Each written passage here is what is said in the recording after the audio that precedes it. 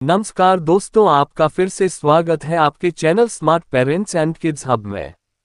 आज हम भगवद गीता का दूसरा अध्याय, जो कि सबसे महत्वपूर्ण अध्याय है क्योंकि यही से श्री कृष्ण का वास्तविक उपदेश प्रारंभ होता है। पहले अध्याय में अर्जुन का विषाद, दुख, मोह और करुणा देखने को मिलता है। अर्जुन युद्धभूमि में अपने ही संबंधियों को देखकर व्याकुल हो उठते हैं और युद्ध करने से इनकार कर देते हैं। इसी पृष्ठभूमि में अध्याय 2 आरंभ होता है। यहाँ श्री कृष्ण अर्जुन को कर्तव्य, आत्मा की अमरता और निष्काम कर्म का ज्ञान देते हैं। यही ज्ञान आगे के सभी अध्यायों की नींव बनता है। अध्याय की शुरुआत में अर्जुन श्री कृष्ण से कहते हैं कि उनका मन विचलित हो गया है। वे शस्त्र छोड़ देते हैं और कहते हैं, मैं आपका शिष्य हूँ, मुझे सही मार्ग बताए। यहाँ अर्जुन गुरु शिष्य परंपरा का आदर्श उदाहरण बन जाते हैं। वे अपने मोह को स्वीकार करते हुए मार्गदर्शन मांगते हैं। श्री कृष्ण सबसे पहले अर्जुन को डांटते हैं और कहते हैं कि हे अर्जुन, तुम क्षत्रिय हो और ये दुर्बलता क्षत्रिय को शोभा नहीं देती। ये धर्मयुद्ध है, इसमें पीछे हटना तुम्हारे लिए पाप होगा। इससे वे बताते हैं कि धर्म के मार्ग पर डरना और कायरता दिखाना उचित नहीं है।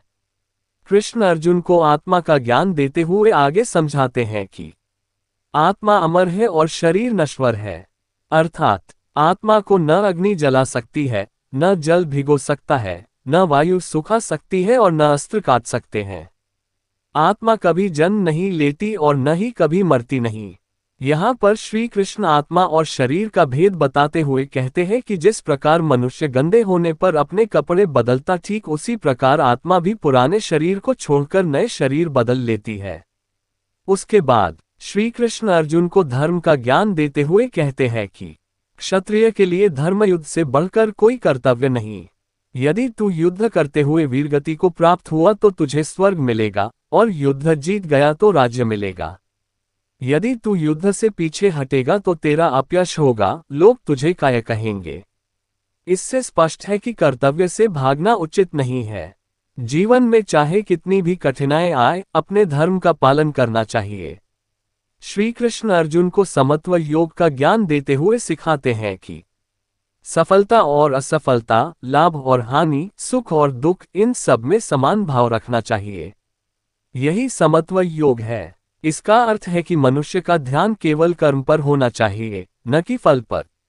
गीता का सबसे प्रसिद्ध उपदेश इसी अध्याय में आता है। कर्मण्येवाधिकारस्ते मा फलेषु कदाचन। अर्थात तेरा अधिकार केवल कर्म करने में है, फल पर नहीं। मनुष्य को कर्म करना चाहिए, पर फल की चिंता नहीं करनी चाहिए। फल की आसक्ति दुख और मोह लाती है।